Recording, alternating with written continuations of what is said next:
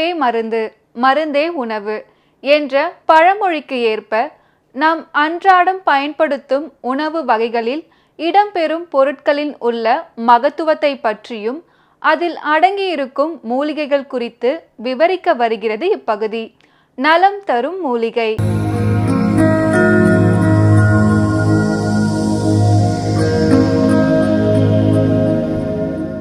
மக்கள் வணக்கம். உலக தமிழ் அறிவாளிகளே, சித்தர்களின் அருளால் நலமுடன் பல்லாண்டு வாழ்வோம்.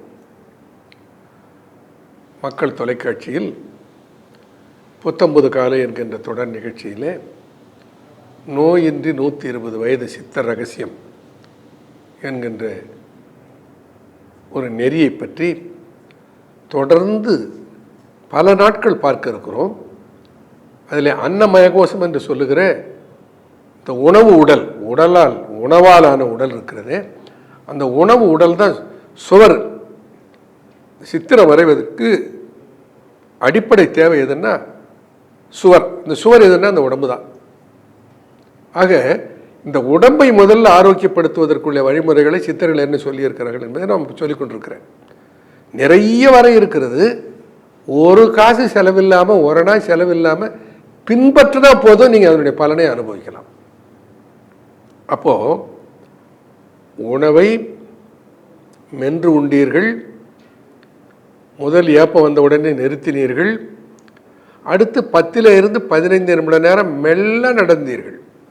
நேரம் இல்லைன்னு சொல்லக்கூடாது. மதிய உணவு சாப்பிட்டுட்டும் நடக்கலாம், வீட்டில் காலையில் சாப்பிட்டுட்டும் நடக்கலாம், இரவு சாப்பிட்டுட்டு தூங்குறதுக்கு முன்னும் நடக்கலாம். நடக்கிறதுக்கு நேரம் இல்லைன்னா நீங்கள் ஒன்றும் இல்லை. 1/4 மணி நேரம் 3 வேளையும் நடந்தால் 3/4 மணி நேரம் ஒரு நாளைக்கு நடந்துட்டீங்க. உங்கள் சர்க்கரை சத்து கட்டுப்பாட்டில் வந்தாச்சு. சிம்பிள். இதுக்கு நேரமே ஒதுக்க வேண்டியதில்லை. சாப்பிட்டுட்டு ஆரோக்கியத்தையும் பெற்றுக்கொள்ளுகிறீர்கள், சர்க்கரை சத்தையும் கட்டுப்படுத்தி விடுகிறீர்கள், குருதி அழுத்தத்தையும் குறைத்துக் கொள்ளுகிறீர்கள், செரிமான சக்தியை கூட்டி விடுகிறீர்கள், கொஞ்சம் உணவிலேயே நிறைய சத்தை பெற்றுக்கொள்ளுகிறீர்கள். எவ்வளவு மாற்றம் கிடைக்குது பாருங்க. ஆக உணவை மென்று முதல் ஏப்பம் வந்தவுடனே நிறுத்திட்டு ஒரு 10 இருந்து 15 நிமிடமாவது, சித்தர்கள் ஒரு நாழிகை நடப்பது நல்லதுன்னு சொல்லியிருக்கிறார்கள். அட்லீஸ்ட் ஒரு 15 நிமிடமாவது. ஒரு நாழிகை என்பது 24 நிமிடம். அவ்வளோ தூரம் நடக்க சொன்னால் நடக்க மாட்டீங்க. ஒரு 10-15 நிமிஷம் நடந்தீங்கனாலே நீங்கள் கண்டுபிடிச்சிருங்க. எதை கண்டுபிடிப்பீங்கன்னு சொல்கிறேன் பாருங்க. முதல்ல நன்றாக மென்று சாப்பிட்ட உடனே, வழக்கமாக சாப்பிடுகிற உணவில் பாதி சாப்பிட்ட உடனே ஒரு ஏப்பம் வரும்னு சொன்னேன்ல, அது முதல் ஏப்பம். அதோடு நிறுத்திவிட்டு ஒரு 10 இருந்து 15 நிமிடம் நடந்தீங்கன்னா அப்போ ஒரு சின்ன ஏப்பம் வரும், 2வது ஏப்பம். முதல் ஏப்பம் போதும் நிறுத்துன்னு இறைப்பை கொடுத்த அறிக்கை. 2வது ஏப்பம் நாம் உண்ட உணவு சீரண நொதியோடு செரிமான திரவங்களோடு நன்றாக கலந்து விட்டது என்பதை அறிவிக்கிற அறிவிப்பு. நடந்துட்டீங்களா? ஒரு 15 நிமிஷம் நடந்துட்டீங்களா? சாப்பிட்றதுக்கு ஒரு 15 நிமிஷம் சாப்பிட்டீங்களா? 20 நிமிஷம் சாப்பிட்டீங்களா? அரை மணி நேரம் ஆகிப்போச்சா? இப்போ என்ன பண்ணுறீங்க?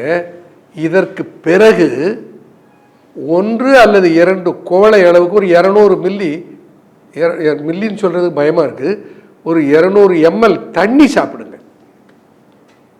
எப்போ சாப்பிடணும்? சாப்பிட்டு நடந்து முடிந்த பின்னால். சாப்பிடும்போது இடையில் தண்ணீர் குடிக்கக்கூடாது, சாப்பிட்ட உடனே தண்ணீர் குடிக்கக்கூடாது, சாப்பிடுறதுக்கு முன்னமும் தண்ணீர் குடிக்கக்கூடாது. இதில் எது சரி? கேள்வி வரும் இல்லை? அறிவியல் என்ன சொல்லுகிறது? உணவு உட்கொள்வதற்கு முன்னம் நாம் தண்ணீர் குடித்தால் உணவு செரிமானமாவதற்காக சுரக்கிற சீரண நீர்த்து போய்விடும். ஆகையினாலே உணவு உண்ணுவதற்கு முன்னால் தண்ணீர் குடிக்காதீர்கள். சயின்ஸ், சித்தர்களும் அதே சொல்றாங்க. உண்ணுகிற போது இடையில பெயர்த்து ஒவ்வொரு வாய் சோத்துக்கும் ஒரு டம்ளர் தண்ணீர் குடிப்பார் சிலர். அப்போ என்ன ஆகும்? நாம் உண்ணுகிற உணவு சீரண நீரோடு கலக்கும் போது நீர்த்து போயிடும். சாப்பிட்ட உடனே தண்ணீர் குடித்தாலும் சுரந்திருக்கிற நீர் நீர்த்து போயிடும். செரிமான நீர்கள் நீர்த்து போய்விடும். அப்போ சித்தர்கள் சயின்டிஃபிக்காக தானே சொல்லியிருக்காங்க. உண்ணுவதற்கு முன்போ உண்ணுகிற போதோ ஒன்று முடிந்த உடனேவோ தண்ணீரை குடிக்க வேண்டாம். ஒரு 15 நிமிட நேரம் கழித்து பிறகு தண்ணீர் குடியுங்கள். தண்ணீரை எப்படி குடிப்பது, எவ்வளவு குடிப்பது, எவ்வளவு நேரம் குடிப்பது, அதையெல்லாம் சொல்லியிருக்கிறார்கள். இதையெல்லாம் பின்பற்ற தவறிவிட்டு தான் நாம் என்ன ஆரோக்கியத்தை இழந்து விட்டு அவதிப்பட்டு கொண்டு இருக்கிறோம். அப்போ இப்போ நான் 4 செய்திகளை உங்களுக்கு நான் இதில் தொகுத்து அளித்திருக்கிறேன். ஒன்று, உணவை 50 முறை மென்று சாப்பிடுங்கள். ஆனால் 50ன்னு சொன்னாதான் குறைந்தது 30 முறையாவது மெல்லுவீங்க. அது எண்ணிக்கைக்காக சொல்லப்படலை, எல்லாத்தையும் ஒரு கணக்கு பண்ணி கேட்கறது மரபா போச்சு, அதுக்காக சொன்னேன். சட்டம் என்னன்னா, சித்தர்கள் என்ன சொல்லுகிறார்கள் என்றால் 50 மெல்லு 40 மெல்லாம் சித்தர்கள் சொல்லலை. அது கூழாக நீ உண்ட உணவு அதனுடைய நிலை பெயர்ந்து மாறி அது திரவமாகிற வரையில் மென்று சாப்பிடு தான் சொல்லி இருக்கிறார்கள். ஆக உணவை நன்றாக மென்று சாப்பிடுங்கள். முதல் ஏப்பம் வந்தவுடனே உணவு சாப்பிடுவதை நிறுத்தி விடுங்கள். பிறகு குறுநடையாக படபடபடன் நடக்காம குறுநடையாக மெல்ல ஒரு 15 நிமிட நேரம் நடங்கள். பிறகு 1 அல்லது 2 கோப்பை தேவைப்படுகிற அளவுக்கு தண்ணீர் அருந்துங்கள். 4 ரூல். ரொம்ப கஷ்டமா இதை பின்பற்றுறது. அப்படி இருக்க பழக்கிக் கொள்ள வேண்டும், நம்மை நாமே பழக்கிக் கொள்ள வேண்டும். அது நம் கையில் தான் இருக்கிறது. நன்றி, வணக்கம்.